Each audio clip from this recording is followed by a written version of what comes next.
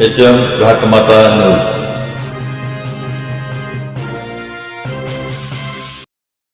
मुख्याधिकारी पापी आहे, मुख्याधिकारी पापी आहे, त्याचा हे पाप आहे आणि त्याच्या पापाची शिक्षा आपण त्याला दिली पाहिजे. माझी तुम्हाला विनंती आहे गावकऱ्यांनो, ही जमीन आपली आहे आणि आपण वाचवण्यासाठी प्रयत्न. या ठिकाणी आज खानापूरच्या ग्रामस्थांचा मूक मोर्चा आलेला. हा लढा उच्च नीचतेचा, काळ्या गोऱ्याचा, जातीचा लढा नाही. हा लढा आपल्या मनात गावाविषयी स्वाभिमानाची भावना आहे, प्रेमाची भावना आहे. या भावनेतून हा लढा या ठिकाणी आलेला. ही जी जमीन आहे, ही समोर तुम्हाला दिसते, या जमिनीचं मूल्य किती आहे तुम्हाला माहित आहे? या जमिनीचं मूल्य 50 ते 60 कोटी रुपये मूल्य आहे. आणि हे मूल्य गावाचं आहे, ही गावाची संपत्ती आहे. आणि या संपत्तीविषयी आपल्या मनात सामूहिक मालकीची भावना निर्माण व्हावी म्हणून हा मोर्चा आहे. भावांनो, गावकऱ्यांनो, म्हणजे आपण या ठिकाणी का आलोय तर या सगळ्या प्रक्रियाला आपला विरोध आहे. ही प्रक्रिया आपल्याला मान्य नाही, ही प्रक्रिया आमच्या भावनेच्या विरोधातली आहे आणि आमच्या गावावर प्रेम आहे म्हणून या ठिकाणी आम्ही आलोय भावांनो.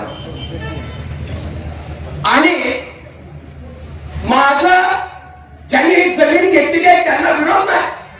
आमचं जसं गावावर प्रेम आहे, गावातली माणसं म्हणून तुमच्यावर प्रेम आहे. मात्र आमचा विरोध कुणाला आहे? आमचा विरोध मुख्याधिकाऱ्याला आहे. कारण तुम्ही जी जमीन घेतलेली आहे त्याला गावाचा विरोध आहे, गावाची भावना त्याच्या विरोधात आहे आणि ती जमीन तुमच्या स्वाधीन या मुख्याधिकाऱ्याला केलेली आहे. हे पाप मुख्याधिकाऱ्याचं.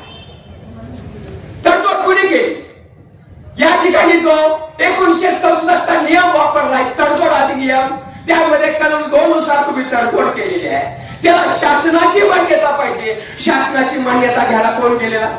मुख्याधिकारी. तुम्ही गेला का शासनाची मान्यता घ्यायला? नाही गेला.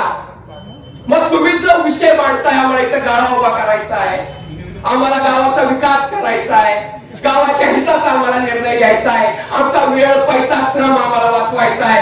अरे आम्ही तुम्हाला सांगतो मुख्याधिकारी साहेब, हे गाव तुम्हाला कर भरतंय, तुम्हाला जो निधी येतोय तो गावाच्या नावाने येतोय, वापरून आम्ही नाही म्हटलं.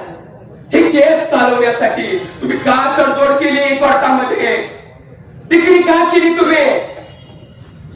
ही डिग्री गावाच्या भावनेच्या विरोधात. गाव म्हणत होतं हे लढा चालू झाला पाहिजे की गावाची संपत्ती आहे, गावाची संपत्ती वाचली पाहिजे, ही भावना गावाची आहे.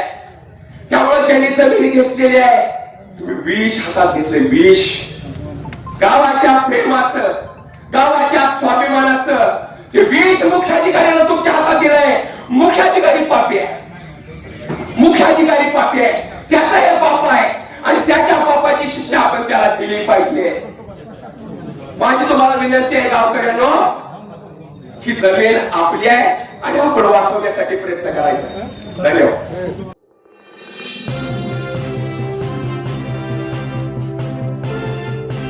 HM घाटमाता 9.